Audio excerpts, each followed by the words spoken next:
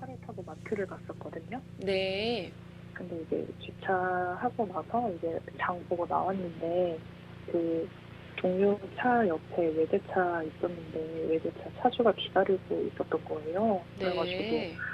저희한테 그 주차하고 내릴 때 문콕을 했다고 음. 그러는 거예요. 근데 저는 그런 기억이 없었거든요.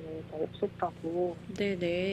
그랬는데 이제 그 차에 그 차주분 뭐 어머니였나 그런 분이 타고 계셨는데 제가 문콕하는 걸 봤대요. 음. 근데 이제 그 동료 차가 흰색이었는데 그 차 보니까 이제 차문에 하얗게 좀 긁힌 자국이 있었던 거예요. 그래서 아. 나는 그런 기억이 없긴 한데 일단 뭔가 상황이 좀 그렇게 굴러가서 일단 그 보험회사 직원을 불렀거든요. 네네. 근데 이제 그 외제차 그분은 보험사에 맡기자고 하고 음. 그래가지고 뭐 동료분도 알겠다고 이렇게 했는데 이제 그러고 나서 계속 말을 안 해주는 거예요. 뭐 어떻게 됐는지 동료가. 그래서 음. 어떻게 된 거냐고 얼마 주면 되냐고 물어봤더니 보험 처리하면 그 뭐 보험료 이런 게 올라가가지고 그냥 네네. 현금으로 합의를 하기로 했대요. 그러면서 저한테 80만 원을 달라는 거예요. 아. 그래서 이게 뭐 완전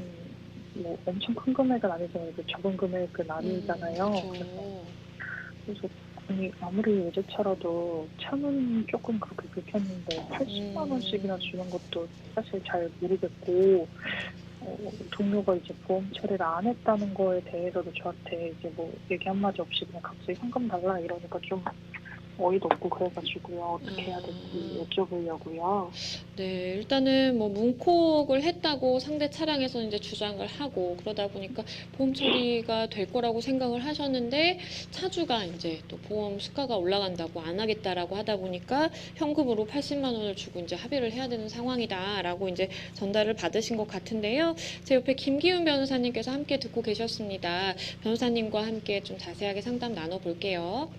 네, 네, 안녕하세요. 김기훈 변호사입니다. 네, 안녕하세요. 예, 지금 문콕 때문에 80만 원 비용이 너무 크다 이렇게 걱정하시는 거죠? 네, 예. 그럼 이제 비용 말고 나머지 네. 부분에 대해서 좀 더 걱정하시는 것도 있나요? 그 일단 80만 원도 그렇고 그 보험 처리 그렇게 안 하고 이렇게 하는 거에 대해서도 조금 문제가 있지 않나 궁금하기도 하고요.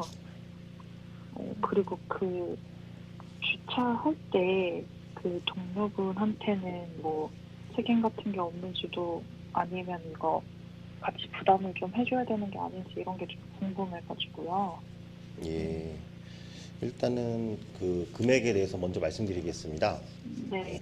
그래서 이제 80만 원 금액이 어떻게 선정되어 있는지 제일 궁금해 하실 거예요. 네, 예. 그래서 보통 차량을 수리할 경우에는 수리 견적서를 발행합니다. 예, 네, 그 수리 견적서에서는 보면은 금액만 적혀 있진 않아요. 예, 그래서 네, 어디 부분에 어떤 시공을 하고, 그 다음에 그 인건비하고 공인비 이런 걸 기재하게 되어 있습니다. 그래서 그 수리하기 전에 견적서를 먼저 받으세요. 그리고 네, 그 문콕 당한 그 피해 사진을 갖고 계시죠? 네, 네. 예. 그래서 그 80만 원이 내가 적정한지를 알기 위해서 견적서를 다른 업체한테 받고 그 다음에 아, 사진을 같이 받고 혹시 아시는 데 있으면 이거를 네. 한번 물어보세요. 이렇게 사진은 묵곡 어, 당했고 그 다음에 내가 80만 원 견적서 이렇게 받았는데 이게 타당합니까? 라고 한번 물어보세요. 네. 그러면은 거기서 어느 정도 1차 판단을 할 겁니다. 근데 봤는데 이거는 80만 원이 아니라 10만 원만밖에 안 됩니다. 이렇게 조언을 해줄 수가 있잖아요. 네.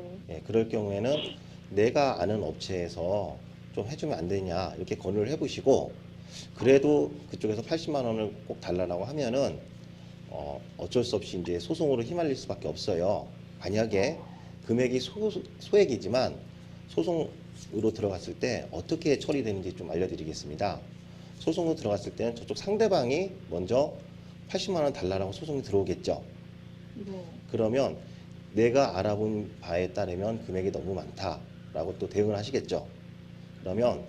그 소송 과정 중에 이 수리비가 과연 얼마인지에 대한 감정 평가를 하게 됩니다. 예, 그래서 감정 평가를 해서 법원에서 이게 10만 원인지 80만 원인지 금액이 딱 정해집니다. 예, 그때 감정 평가할 때는 사진이나 그다음에 자동차 실물을 감정 평가사가 가지고 직접 하게 되죠. 그래서 그 금액은 거의 이제 그 금액대로 판사가 결정을 해주게 됩니다. 예, 그 절차는 이렇게 됩니다. 그래서 우선 지금 질문하신 분은 나한테 견적서를 달라고 하라. 견적서를 주십시오. 어떻게 공사할 건지 나도 따로 알아보겠습니다. 라고 하시고 그 금액 차이가 너무 크면은 그쪽에서 나한테 소송을 하면 나는 언제든지 그에 대해서 대응하겠다. 이렇게 하시면 될 것 같습니다. 그리고 이 보험 처리 문제는 이 지금 보니까 차량의 뒷좌석에 타서 내가 내리다가 이렇게 문콕을 한 거잖아요. 그래서 네. 차량 소유자가 이걸 보험 처리를 해주지 않을지는 자기 재량이에요. 그래서 그 동료 분들한테는 좀 매우 화가 나고 어떻게 이럴 수 있나 이런 생각이 들겠지만은 그분의 그거는 선택이니까 법적으로 이거를 보험 처리 반드시 해야 된다라고 하는 권리는 주어 있지는 않습니다. 그리고 마지막으로 이거 주차한 동료한테 뭔가 문제가 있는 거 아니야? 이렇게 또 주장하고 싶은 마음도 있을 거예요. 근데 만약에 이제 주차가 정상적으로 됐는데도 불구하고 문콕이 발생한 거라면 지금 이제 전화 주신 분께서 책임을 부담할 가능성이 매우 높습니다. 그러면은 이거 80만 원이 이거를 동료랑 나눠서 내거나 할 수 있는 방법은 없는 거예요. 제가 그냥 다 해야 되는 거예요. 주차는 그 사람이 했는데. 이제 주차를 했다고 하더라도 이미 차가 네. 정차된 상태에서 아, 뒷문을 열 때 다른 차하고 부딪히지 않게 하는 거는 뒷차를 타고 있던 사람의 주의무가 있습니다. 그렇죠? 앞차에서 운전하고 있는 사람은 주차만 했을 뿐이고 뒷차에 있는 사람이 문을 열다가 다른 차하고 부딪힌 경우에는 뒷차한테 책임이 있죠. 근데 만약에 그 차량의 운전자가 굉장히 간격을 좁게 했다고 하면은 일부 물을 수도 있겠지만 그때는 뒷차가 내가 너무 좁아서 문콕이 달 수 있으니까는 주차를 다르게 해달라 이렇게 요청할 수가 있기 때문에 운전자한테 어떠한 너 부담해라 일부 부담해라 라고 하는 거는 법적으로 청구권은 좀 존재하기는 어렵고 지금 원하시는 거는 이제 그 동료하고 합의로 해서 해결돼야 될 것 같습니다. 그 차가 조금 가깝게 되기는 했는데 저한테 뭐 조심해라 이런 얘기는 없었거든요. 네. 그런데 그 동료한테도 저한테 이렇게 뭐 말을 해주거나 해야 되는 그런 부분은 또 없었나 싶기도 하고 그래가지고. 예. 일단 상담자분 입장에서는 조금 억울함이 많으실 것 같아요. 왜냐면 그러니까 간격이 좁다 보니까 사실 나도 내리려고 하다가 문콕이 된 상황이었는데 이걸 왜 온전히 내가 다 책임을 져야 되나라고 생각을 하실 수가 있는데 사실 이제 변호사님께서 말씀해주신 바에 따르면은 지금 상황에서 뭐 운전자와 어떠한 얘기를 한다든지 운전자에게 왜 보험 처리를 안 했냐 이런 책임을 묻기보다는 사실은 그 문콕을 당했다라고 주장하는 그 사람과의 그 금액 조정이 훨씬 더 사실 효율적으로 보입니다. 그렇기 때문에 지금 80만 원이 좀 너무 과다하다라는 생각이 드시면 말씀해 주신 것처럼 다른 곳에 좀 알아봐서 금액 비교를 해보시고 좀 적정한 수준의 금액을 좀 찾아보시는 것이 지금 상황에서는 가장 좋겠다라는 말씀을 드려야 될 것 같습니다. 뭐 또 궁금하신 사항이 있으실까요? 그러면은 만약에 이거를 금액을 제가 찾아봐가지고 적정 금액을 찾았어요. 그러면 이거를 그냥 합의를 해서 그냥 대화로 풀어야 되는 거밖에는 방법이 없는 거죠. 아니면 소송밖에 없고. 예, 소송을 먼저 하시는 건 아니고 소송이 이제 네, 먼저 그 저쪽에 사람이 먼저 해야 되는 걸어오겠죠. 거죠. 예, 맞습니다. 네. 그렇기 때문에 일단은 뭐 가장 첫 번째는 적정 금액을 한번 찾아보시고 그게 좀 어떠냐 내가 이렇게 다 알아봤는데 이 금액이 좀 적정한 것 같다고 다른 공업사에서 이야기를 하던데 어떠냐 이 금액에 합의를 하자라고 이제 말씀을 한번 해보시고 그게 아니면은 사실은 뭐 굳이 상대방이 요구하는 금액을 다 내가 지불을 할 필요는 없기 때문에 일단 상대방이 어떠한 법적인 조치를 혹시나 취할 수도 있으니까 그때까지 일단은 기다려 보시고 최대한 사실 좀 합의를 해보시는 게 좋겠다라는 된다라는 말씀을 현실적으로 좀 드릴 수밖에 없을 것 같습니다. 예, 제가 또 하나 좀 추가적으로 네. 말씀드리고 싶은 것이 이게 문콕을 내가 했는데 이거 과태료나 범칙금을 내야 되는 게 아니냐 이렇게 생각하시는 분들이 있어요. 근데 지금 같은 상황 같은 경우에는 과태료나 범칙금을 납부하는 것이 아닙니다.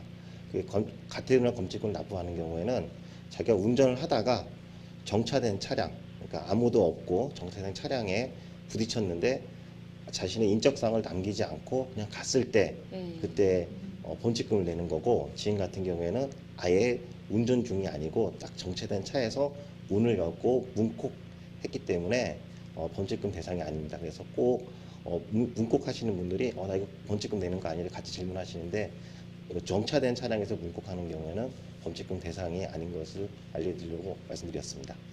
네, 상담자분 일단은 억울하신 마음은 참 이해가 되는데 현실적으로 저희가 좀 말씀드린 그 조치들을 취해 보시면서 좀 잘 해결을 하셨으면 좋겠다라는 마음입니다. 오늘 전화 주셔서 감사합니다. 감사합니다. 네. 일단 변호사님께서 현실적으로 대응을 할 수 있는 방안들을 많이 설명을 해주셨는데요. 마지막으로 뭐 비슷한 상황에 계신 분들이 좀 많으실 것 같아요. 예. 문콕 관련해서라든지 뭔가 법률적인 조언을 주실 게 있다면 어떤 게 있을까요? 예, 지금 같은 경우는 문콕을 당한 분께서 문콕을 하신 분께서 이제 상담을 주셨는데, 네. 당한 분들도 상담하시는 분들이 상당히 많습니다. 그렇죠. 근데 문콕을 했는지 누가 했는지 이런 것들이 되게 어려운 분들이 많아요, 입증하는데. 그래서 네. 마트 같은 경우에 지금 보통 아파트나 이런 데서 문콕 사건이 많이 일어납니다. 그래서 자신의 차량이 문콕이 바로 일어났다 그러면 바로 경찰서에 가셔가지고 신고하시고, 네. 그 다음에 공동주택이나 마트 같은 경우에 한 달 이상 CCTV 영상을 확보하도록 되어 있습니다. 네. 그렇기 때문에 꼭 CCTV를 확보해가지고 누가 나한테 문콕을 했는지 이거를 꼭 입증을 하시는 게 제일 중요합니다. 네.